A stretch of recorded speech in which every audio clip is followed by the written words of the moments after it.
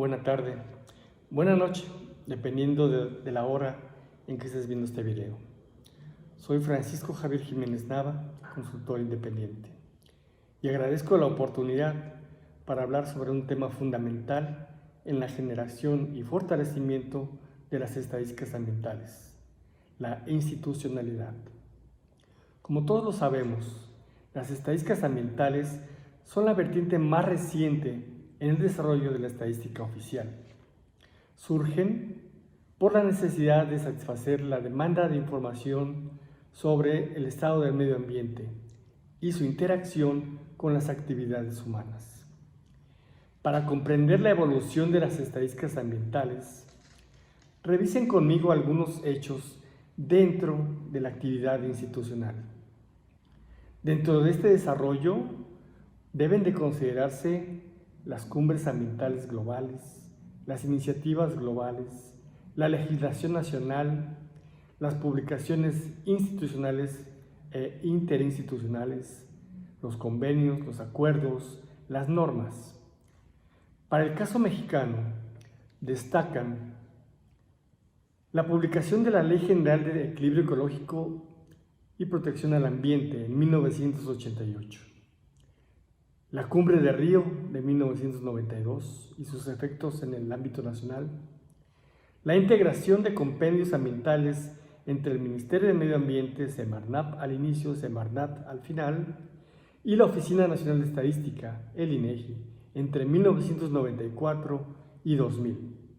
la publicación de la Ley del Sistema Nacional de Información Estadística y Geográfica en 2006, la publicación de la Ley General de Cambio Climático en 2012, los primeros levantamientos de estadística básica ambiental en el marco del Sistema Nacional de Información Estadística y Geográfica a partir del 2011, la publicación del Marco para el Desarrollo de Estadísticas Ambientales de Naciones Unidas en 2013, la promoción de la Agenda del Desarrollo Sostenible en el 2015 y la puesta en marcha del Acuerdo de París, el Marco Sendai y la Agenda ONU Hábitat también a partir del 2015. Ahora me centraré en lo que es y representa el Sistema Nacional de Información Estadística y Geográfica como marco legal. Este sistema es un conjunto de unidades organizadas a través de 4 subsistemas, coordinados por el INEGI y articulados mediante la Red Nacional de Información. Sus objetivos son producir información de interés nacional, generar normatividad, publicar el Catálogo Nacional de Indicadores y diseminar información en el marco de los comités técnicos especializados. Para tal fin, en el sistema funcionan varios órganos colegiados, un Consejo Consultivo Nacional, 4 comités ejecutivos, uno por cada subsistema nacional, 40 comités técnicos especializados con temáticas diversas y 32 comités estatales.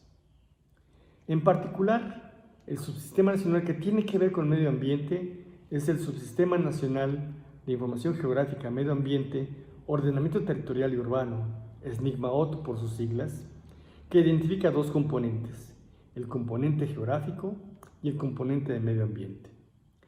En la perspectiva del sistema en general y de este subsistema, el SNIGMAOT en particular, la captación de datos ambientales está enfocada en unidades económicas, en hogares y en gobiernos. Tan importante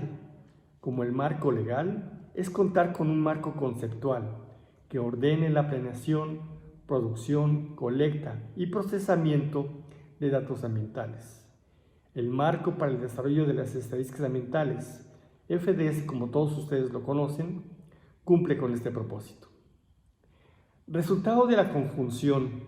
del marco legal y del marco conceptual, se tienen entonces en el Sistema Nacional de Información Estadística y Geográfica 5 levantamientos de módulos ambientales municipales, 5 levantamientos de módulos ambientales estatales, 3 levantamientos de módulos ambientales en hogares, así como la reconceptualización, sistematización y explotación de registros administrativos. En resumen, el lograr los arreglos institucionales necesarios permitirá que cualquier país pueda integrar su conjunto nacional de información sobre el medio ambiente a partir de 3 pilares: información georreferenciada, censos y encuestas y registros administrativos. En conclusión, y parafraseando a Louis Dasson, a largo plazo el hombre solo podrá sobrevivir a la Tierra en la medida en que conozca y sepa respetar los límites físicos, químicos y biológicos que aseguren su supervivencia como especie. Muchas gracias.